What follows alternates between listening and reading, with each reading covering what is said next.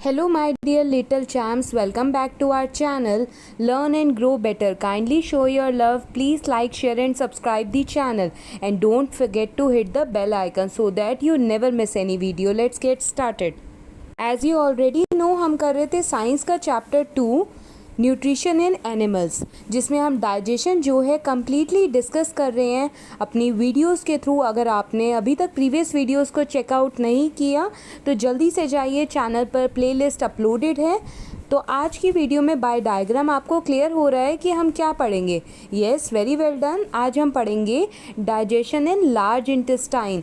तो आप ये जो रेड कलर वाला पार्ट देख रहे हैं वही है बेसिकली लार्ज इंटेस्टाइन, और कैसे लार्ज इंटेस्टाइन जो है अब इजेशन प्रोसेस में हेल्प करता है। I hope egestion word is clear for you all. हमने स्टेप्स ऑफ न्यूट्रिशन पढ़ा था, जिसमें जो लास्ट स्टेप है जिसे हम इजेशन बोलते हैं, इसी स्टेप में वेस्ट प्रोडक्ट जो है वो रिमूव होता है हमारी बॉडी से। तो ये कंप्लीट डिस्कशन अपनी वीडियो के थ्रू करते हैं। Let's get into the video. अब नेक्स्ट टॉपिक है हमारा लार्ज इंटेस्टाइन। अब फूड जो है डाइजेस्ट भी हो गया, फूड डाइजेस्ट होने के बाद एब्जॉर्ब भी हो गया और डिफरेंट डिफरेंट सेल्स और ऑर्गन्स तक भी पहुंच गया ताकि वो उस फूड को यूटिलाइज कर पाए। अब लॉन्ग इंटेस्टाइन क्या है? ये भी एक ट्यूब लाइक स्ट्रक्चर है जो कि 1.5 मीटर लॉन्ग होता है। अब हमारा ये 1.5 मीटर लॉन्ग है, बल्कि हमारा स्मॉल इंटेस्टाइन की जो ट्यूब के बारे में पढ़ा था वो 6 मीटर लॉन्ग थी, पर हम उसे स्मॉल इंटेस्टाइन बोल रहे थे। वो ट्यूब 6 मीटर लॉन्ग है और ये छोटी है, 1.5 मीटर लॉन्ग है, पर हम इसे क्या बोल रहे हैं? लार्ज इंटेस्टाइन बोल रहे हैं। लार्ज इंटेस्टाइन की जो ट्यूब होती है वो थोड़ी वाइड होती है और स्मॉल इंटेस्टाइन की ट्यूब जो है थिन होती है। इसलिए स्मॉल इंटेस्टाइन की ट्यूब बड़ी होने के बाद भी उसे हम स्मॉल इंटेस्टाइन बोलते हैं। क्यों? क्योंकि उसकी ट्यूब जो है वो थिन होती है। और लार्ज इंटेस्टाइन की जो ट्यूब है वो 1.5 मीटर लॉन्ग है, मतलब स्मॉल इंटेस्टाइन की लेंथ से कम है, पर हम इसे लॉन्ग इसलिए बोल रहे हैं क्योंकि इस ट्यूब का साइज जो है वो थोड़ा वाइड होता है। क्लियर है? अब सारा फूड यूज हो गया, यूटिलाइज हो गया। अब क्या होगा? The undigested and unabsorbed food, जो अनडाइजेस्टेड है और अनएब्जॉर्ब फूड है, वो स्मॉल इंटेस्टाइन में कहाँ एंटर हो जाता है? लार्ज इंटेस्टाइन में। स्मॉल इंटेस्टाइन से अब कहाँ एंटर हो गया? लार्ज इंटेस्टाइन में। जितना भी वेस्ट फूड है अनडाइजेस्टेड और अनएब्जॉर्ब्ड। अब लार्ज इंटेस्टाइन क्या करेगा? उस अनडाइजेस्टेड फूड को बाहर निकालने का काम करेगा, हमारी बॉडी से वेस्ट को बाहर निकालना है, क्योंकि वेस्ट एज अ टॉक्सिक का काम करता है हमारी बॉडी के लिए। तो the large intestine absorb most of the water from the undigested food material. अब क्या होता है? जो हमारा अनडाइजेस्टेड और अनएब्जॉर्ब फूड होता है उसमें वाटर भी मिक्स होता है, पर वाटर तो हमारे लिए वेस्ट नहीं है, वाटर तो वैसे भी बॉडी के लिए एसेंशियल होता है। तो लार्ज इंटेस्टाइन क्या करता है? उस अनडाइजेस्टेड और अनएब्जॉर्ब फूड से वाटर को क्या कर लेता है? एब्जॉर्ब कर लेता है, ताकि हमारा वाटर वेस्ट ना हो। अब लार्ज इंटेस्टाइन ने वाटर को क्या कर लिया? एब्जॉर्ब कर लिया।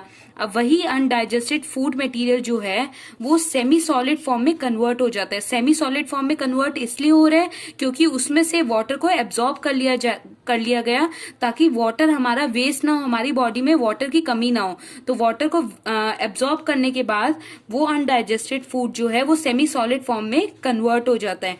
और यही सेमी सॉलिड फॉर्म में जो हमारा अनडाइजेस्टेड फूड जो है वो हमारा कन्वर्ट होने के बाद स्टोर हो जाता है रेक्टम में। तो लार्ज इंटेस्टाइन ने क्या करा? अनडाइजेस्टेड और अनएब्जॉर्ब फूड को पहले स्मॉल इंटेस्टाइन से लार्ज इंटेस्टाइन में आया। लार्ज इंटेस्टाइन ने उस फूड से, अनडाइजेस्टेड फूड से वाटर को क्या कर लिया? एब्जॉर्ब कर लिया, ताकि वाटर वेस्ट ना हो हमारी बॉडी से। और जैसे ही उस वाटर को एब्जॉर्ब कर लिया लार्ज इंटेस्टाइन ने, तो लार्ज इंटेस्टाइन में जो अनडाइजेस्टेड फूड था वो सेमी सॉलिड फॉर्म में कन्वर्ट हो जाता है और उसी सेमी सॉलिड फॉर्म को स्टोर कर दिया जाता है रेक्टम में। अब रेक्टम में जो अनडाइजेस्टेड सेमी सॉलिड वेस्ट जो स्टोर हुआ था वो अब क्या होगा? हमारी बॉडी से पास होगा। और वो पास किसके थ्रू होगा? लास्ट हमारा जो एलिमेंट्री कैनल का जो लास्ट पार्ट है, एनस, उसके थ्रू वो वेस्ट जो है फीजेस की फॉर्म में, स्टूल की फॉर्म में हमारी बॉडी से क्या हो जाता है? एग्जिट कर जाता है, हमारी बॉडी से निकल जाता है। और इस प्रोसेस को हम क्या बोलेंगे? इजेशन। इजेशन में क्या हुआ? वो undigested food that is in the form of semi solid waste, और ये हमारा एनस के थ्रू एग्जिट हो जाएगा और एनस के थ्रू फेजेस और स्टूल की फॉर्म में एग्जिट होता है, और इस प्रोसेस को हम क्या बोलते हैं, इजेशन। अब क्या होता है, जो अनडाइजेस्टेड फूड है, सेमी सॉलिड वेस्ट जो है हमारा, वो तब तक हमारी बॉडी से निकलता नहीं है जब तक हम अलाउ ना करें, क्योंकि हमारी बॉडी में एक मसल होता है जिसको हम बोलते हैं स्फिंक्टर। स्फिंक्टर क्या है, एक रिंग लाइक मसल है जो कि कंट्रोल करता है कि जो फेजेस और स्टूल है, जैसे देखो अब रेक्टम में क्या हुआ, वो अनडाइजेस्टेड फूड स्टोर हो गया, सेमी सॉलिड वेस्ट स्टोर हो गया। अब वो सेमी सॉलिड वेस्ट अपने आप आगे एनस के थ्रू पास ना हो जाए, उसे रोकने के लिए वहां पर एक मसल होता है जिसका नाम है स्फिंक्टर। अब यही मसल अलाउ करता है तभी रेक्टम में जो हमारा सेमी सॉलिड फॉर्म है वो स्टोर हुआ है। अब रेक्टम जो है उस सेमी सॉलिड फॉर्म को आगे एनस तक ना पास कर दे बिना किसी परमिशन के, तो फिर उस परमिशन के लिए क्या होता है, स्फिंक्टर होता है। स्फिंक्टर एक रिंग लाइक मसल है जो तभी अलाउ होगा जब तक हम चाहेंगे नहीं।